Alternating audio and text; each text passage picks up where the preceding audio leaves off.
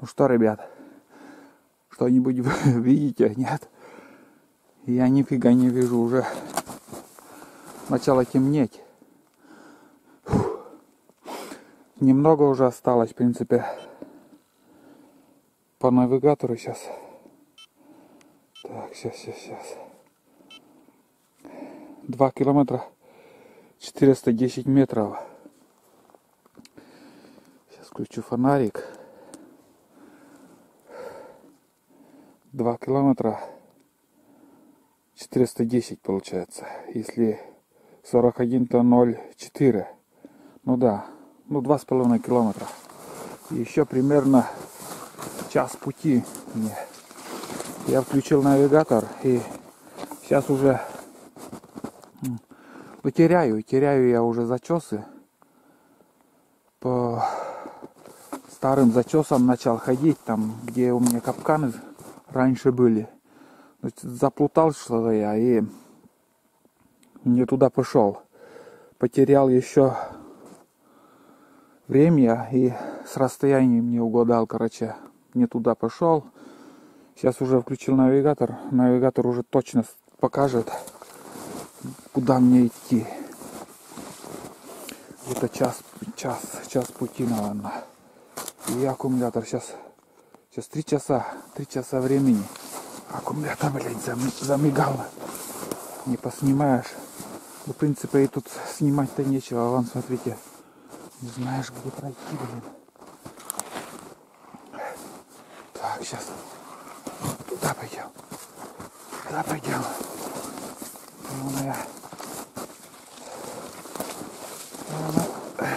Своя изба, там дрова есть, все есть. Еда, дрова.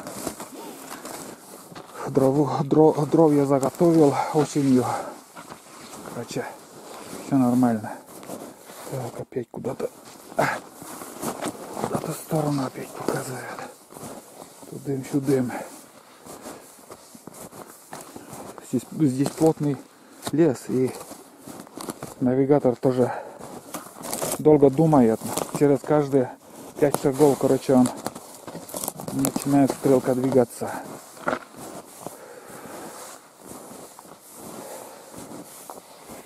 Так, блин. Кругом завалы идти на. Все, покраснел аккумулятор. Короче, она сейчас вырубится все. Опа. Не падай. Ладно, ребята. Аккумулятор разряжается. На избе включу. Все нормально, идем. Идем в ночи. Ну вот, немножко подзарядил аккумулятор.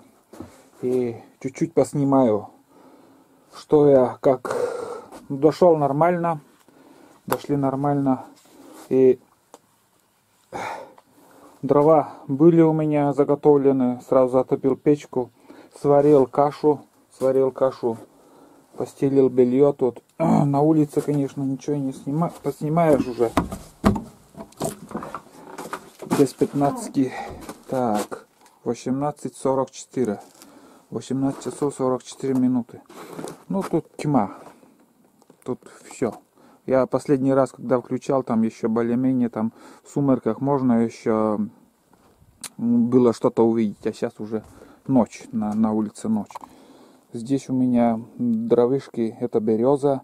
Это, помни, кто смотрел осеннюю охоту мою, сериал этот, там я пилил, заготавливал дрова, березу, именно березу. Я все это еще использую, потому что кирпичная печка, но и все равно я всю ночь сегодня буду топить. Ну, немножко подкидывать буду, и как буржуйка будет тлеть. А так-то вон, сейчас плита какая, в каком состоянии. Чай закипел уже, наверное, кружки 3 я выпил. Так хотелось пить. У меня литр не хватило.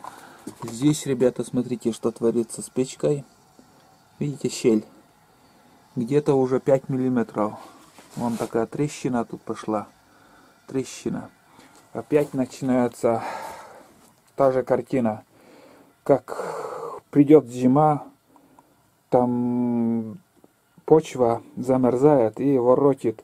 Не то печку, не то избушку. Но, короче, ну, если избушку воротит, дверь не открывается, не закрывается. А дверь, как и осенью было, то же самое. Значит, что-то с печкой творится. И опять вон та трещина. Блин. Отходит кирпич где-то 5 миллиметров. Бывает от 2 сантиметров даже такие щели. Бывало там сверху щели такие. Я сейчас буду ужинать. И в принципе будем считать, что день прошел.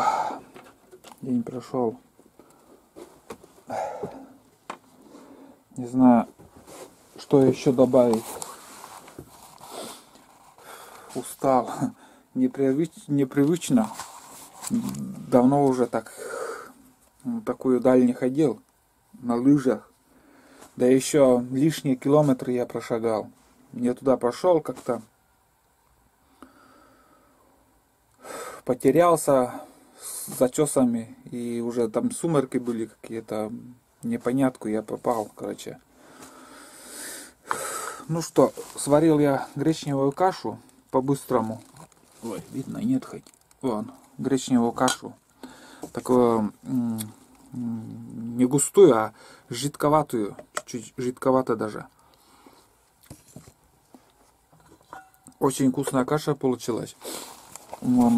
Сегодня я принес вот такие консервы. Короче, вот такой боеприпас говядина. Ну, я не знаю, там мясо есть или нету. Короче, 2 банки. И бульон еще, этот куриный. За бич-пакет меня ругали подписчики. Короче, я бич-пакет, я даже и в задумках не было, чтобы я привезти. Но я перешел на вот такие кубики. Не знаю, опять химия, не химия. Напишите. Но вроде нормально так. Вкус делает, а что сейчас не химия. И консервы химия. Когда свои консервы, конечно, я такую ерунду я не беру, но в данный момент я вот это привез. Также хлеб, тут рис, гречка закончилась. Что было, я последнее сварил. Конфеты, и у меня кофе оставалось с прошлого раза. Каша, как обычно. И куча патронов. Я не знаю, почему я столько взял. Ну, где-то пачку, наверное, больше пачки, штук 30 взял. Ну, бывает так, попадешь там не одним патроном, там в косача попадешь или в глухаря. Но вряд ли кого мы увидим. Новые патроны он прикупил. Это барнаульские патроны. Барнаульские, но гильза какая-то вон. Интересный цвет, как у Тулама. Вон еще с осени у меня гильзы. Вот, это барнаульские гильзы. А это Тулама. Ну, барнаульские вот новые патроны какие-то еще посветлее. И вон там поставлю. И грамм у него больше. Я этим патроном вообще даже в банку не стрелял. Как летит пуля, хрен его знает. Он тяжелый. Раньше я экспансивный брал, ну, полуоболочка. Я брал и стрелял 1,9 грамм, ой, обманываю, 9,1 грамм. А обычный патрон 9,4. Вот это 9,4, а полуоболочка была 9,1. И, в принципе, летело все одинаково, скажем, там, один в один летело, разницы никакой не было. А этот патрон 10,9 грамм. Короче, очень тяжелый.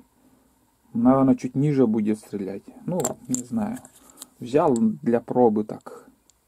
Может, если никого не увидим, постреляем в банку или что. Я люблю пострелушки там. Как начну стрелять, там не могу остановиться. Сколько патронов есть, я все могу это сжечь. Так что такой я. Азартный на стрельбу. Вот. Ну, завтра также 2 магазина возьму, а на видеокамеру даже не буду брать. Потому что завтра буду заниматься капканами. И снимать я промысел капканов я ничего снимать не буду. Это я сразу вам говорю. И не просите, чтобы я снимал там, как ставить капканы. Я занимаюсь все дедовским методом. А сейчас уже, я не знаю, там, закон меняют каждую неделю. И могут там придираться там. Я все, короче, эту тему я закрыл. Снимать промысел капканов я ничего не буду показывать. Там есть каналы, смотрите в других каналах, как ловят соболи и как сказать, куницы там.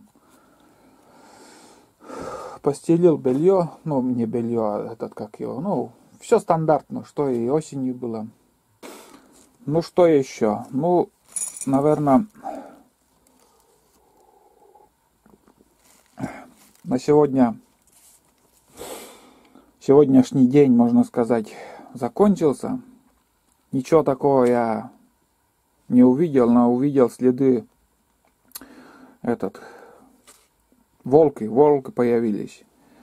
И перед тем, как увидел следы волка, там следы интересные я еще видел. Не то медведь, не то... Я не знаю кто. Медведь сейчас не должен ходить уже.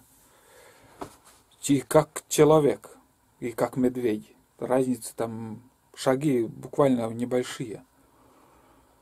Там выходил на дорогу и что-то опять обратно пошел и по своему следу зашел в тайгу. Ну и фиг с ним, пускай ходит, кто там ходит. Но волчьи следы, конечно, лапа вот здоровая, большая. Тоже старые и свежие следы были. Ну что, все, наверное, ребят. Завтра будет день опять, посмотрим, что будет. Я, если снимать не буду, вечером обязательно все расскажу, как и что и как было. Утром тоже включусь перед выходом в тайгу. И вечером перед ужином. А сейчас я буду дальше греть избушку, поужинаю и буду отдыхать. Подустал я. Мышцы такой, напряглись. Ой. Ну хорошо, что снег еще не глубокий и не проваливаешься. Бывает там, по колено проваливаешься. Вообще ужасно там. Это уже в тот момент надо двоим ходить, по 2 человека ходить. Потому что меняешься, там один пройдет, скажем, полкилометра, потом меняешься местами, и второй пойдет полкилометра по целине, а второй сзади. А сейчас нормально. Это, считай, нормально. Свою избушку я знаю, что у меня есть дрова, и еще заготовил все фонариком, но где что лежит, я знаю. Вот так. Ну все, ребят, я отдыхать. 10 декабря, ребята. Время, как выглядит на улице сейчас.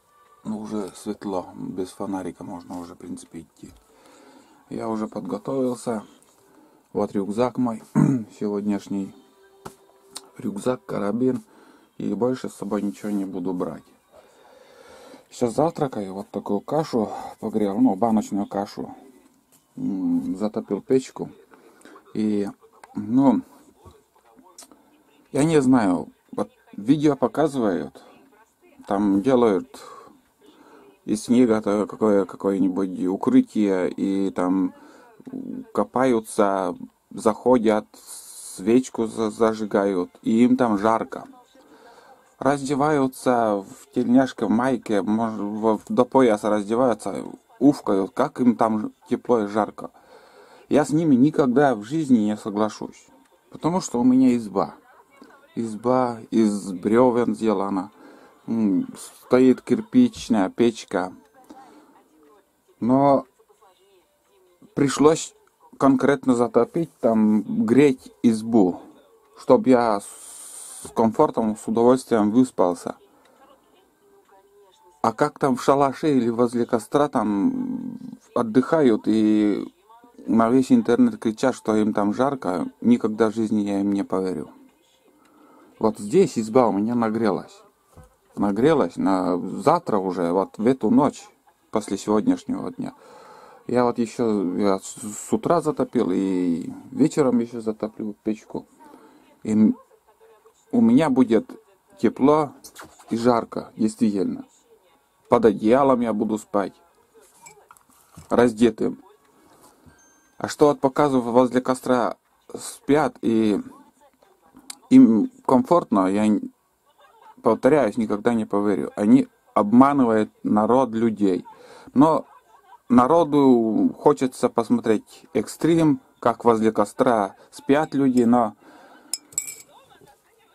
не надо верить, что им там тепло. Или же это делает видеомонтаж. Лягут возле костра, но в то же время, может, где-то за 100 метров у них избушка. Они идут, переночуют в избушке, а с утра уже, когда начинает рассветать, там могут также лечь и будут кричать там, как я выспался. Фиг, ты выспишься на улице. Еще 20-30 градусов мороза, это все это снимают.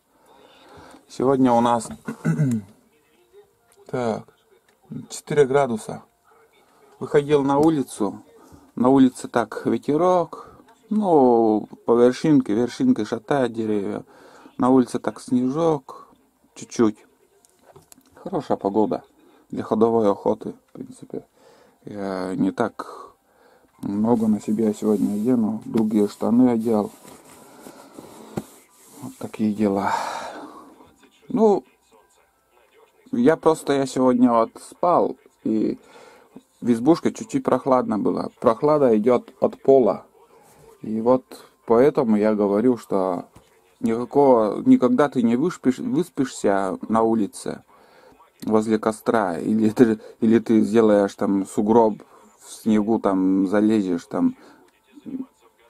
Зачем обманывать людей, там раздеться и говорить, что там тепло? Блин, это меня раздражает, когда идет обман. Обман на весь мир. Лучшей избушки ничего в мире нету. Избушка и печка из кирпича или из буржуйку. Хорошую буржуйку сделать. Вот такие дела. Ладно, сейчас я еще 15 минут перекурю, покушаю, позавтракаю, чай попью и уже двину в тайгу, пойду.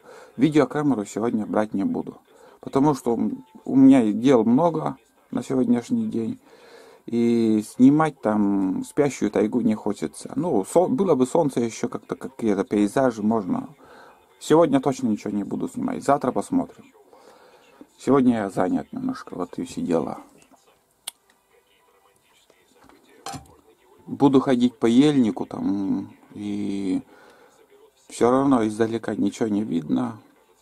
Ходил бы по сосняку, по вырубкам, более как-то, еще как-то надежда была бы что-то увидеть и, может быть, еще подстрелить, но вряд ли. В общем, сегодня день без видеокамеры у меня будет. Вечером включу и расскажу, что, кого, как, видел ли. Будем смотреть вообще. А вечером будем слушать.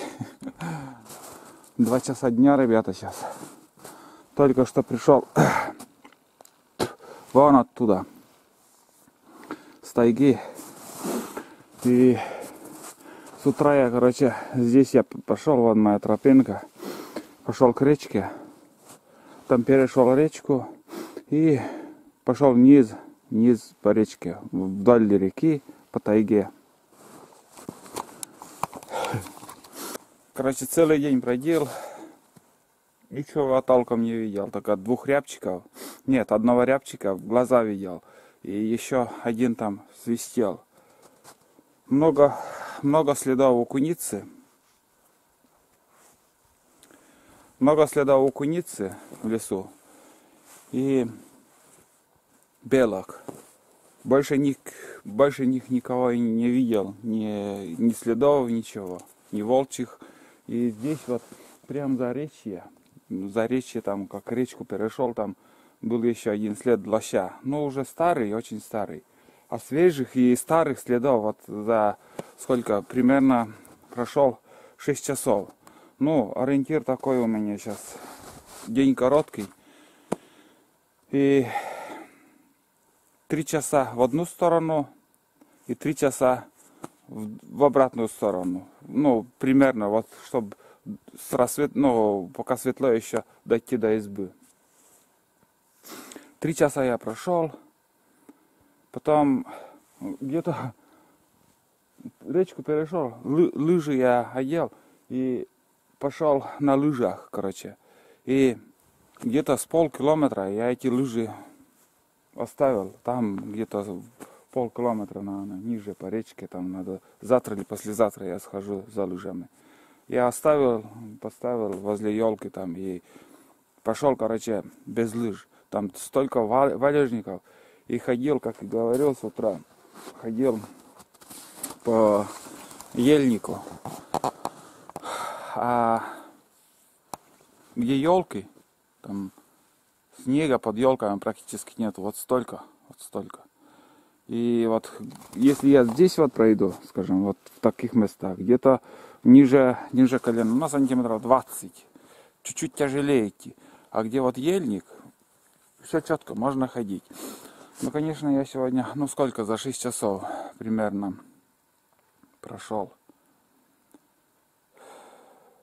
Примерно 10 километров от силы, наверное. По усталости я себя чувствую немножко подустал. Ну, по снегу, хоть мало снега, но все равно надо идти. Здесь переход речки так себе. Я настил даже сделал, потому что на льду вот столько воды. Я настил сделал, кусты там перешел, короче. А там уже, когда я спустился по северной стороне реки, поднимался уже по южной стороне. Там у меня переход, конечно, с приключением. Чуть, ну, опасно сейчас. Река открыта. Сегодня 10 декабря. Река еще открыта. Ни рыбалки, ничего. Очень страшно ходить по реке. Короче, вышел к речке и попал на такое место, что елка поперек реки на льду лежит.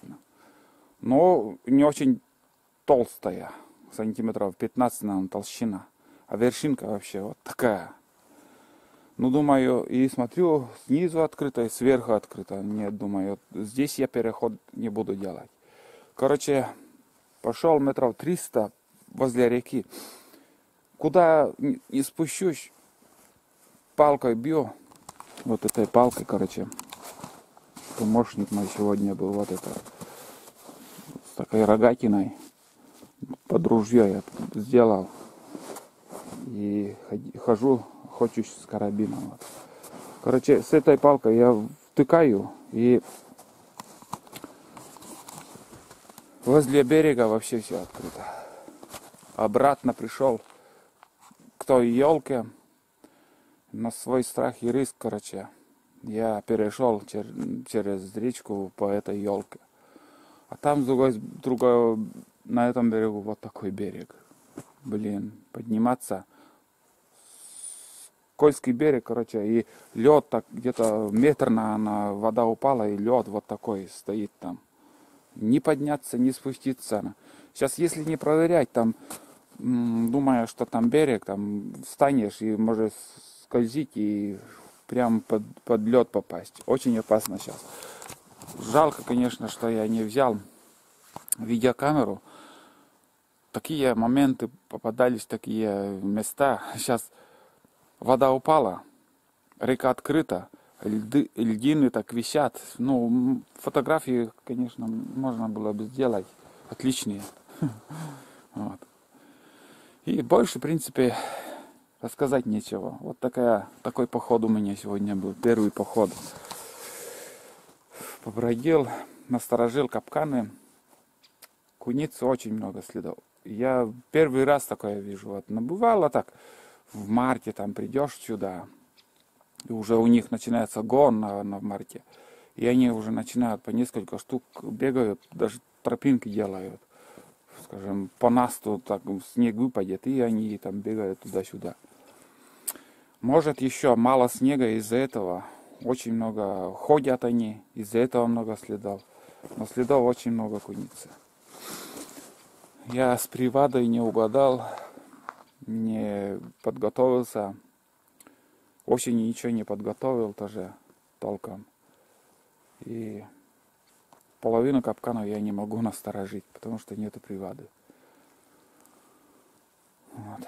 Выдры также ходят, по речке поднялись, 2 штуки. Свежие, вот, думаю, вот на каждом повороте так выйду к речке, сейчас думаю, увижу их. Но где-то ниже они, там такой большой омут, и, наверное, там они затаились как-то, может, там и переночуют, а завтра опять, может, дальше поднимутся. Вовремя, в общем, пришли. Сейчас я еще буду заниматься, утеплять нижние венцы. Вот все открыто, и там, наверное, чуть-чуть продувает. Холод идет через землю, идет холод. Надо снег, как сказать, снегом закрыть. По возможности, сколько будет снега, вот так. Короче, этим займусь. И еще займусь заготовкой дров. Вот тут жар выходит, и сейчас сыро. Такие дела. Да, еще часик, наверное. Меньше часа, и все, уже темно станет. Здесь я вырыл канаву, и камушки такие попадались там. И там даже большой камень. Знакомые отнесли вон туда к костру. Вот. И дровишки заготовить. И все, варить и отдыхать. Завтра, наверное, пойду в другом направлении побродим. И завтра, наверное, думаю, я возьму видеокамеру. Хоть что-то может еще поснимать. Да. Ничего такого, следов даже нету никаких. Ни лосиных, ни у оленей. И хотя, сколько мы вот осеннюю охоту я показывал, там свежие следы лосиные даже были. Все ушли. Ну, в основном здесь миграция вот тоже проходит. Или на зимовье куда-то они уходят. Непонятно куда. Или где-то они есть, но затаились в таких местах, что и даже и не найдешь, никто не увидит, не найдет, пока сами не выйдут. Волки, может, выгонят. Вот такие дела. Так что завтра посмотрим, что будет. Завтра, наверное, где-то по сосняку схожу, может, там к вырубке, может, сходить. Где-то, может, где глухарей увидим. Потому что по ельнику я уже не буду ходить. По таким буреломам невозможно ходить. Вот. Да, будка без собаки сейчас. Будка без собаки. Осенью, конечно, веселее с собаками. Выйдешь, они встречают тебя. Всегда слушают. Смотрят. Радуются. Я им радуюсь, и они мною радуются. Короче, жизнь кипит очень. А сейчас такие дела. Сейчас такой период, декабрь, что охотник должен сидеть дома вообще. А я не знаю, ну, капкан надо было насторожить все равно. Потом, наверное, в январе сюда приду. На Буране, я не знаю. На Буране тоже путь не из легких, там все заросло, и по глубокому снегу не хочется буксовать. На лыжах ты быстрее получится. Устаешь дай на буране, как, я не знаю, убитый при первый раз, когда пробиваешь дорогу, добираешься там, убитый, возвращаешься. Вот. Ну все, сейчас я буду заниматься, пока светло, как и говорил. Снег раскидаю к избушке и заготовкой дров займусь.